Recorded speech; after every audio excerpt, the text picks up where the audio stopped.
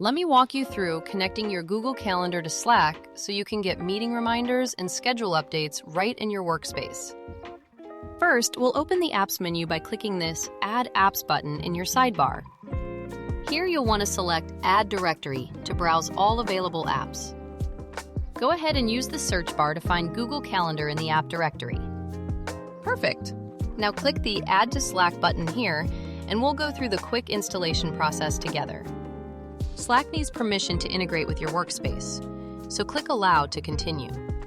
Choose which Google account you'd like to connect for your calendar integration. One more permission step. Click Allow so Google Calendar can share your schedule with Slack. And we're all set.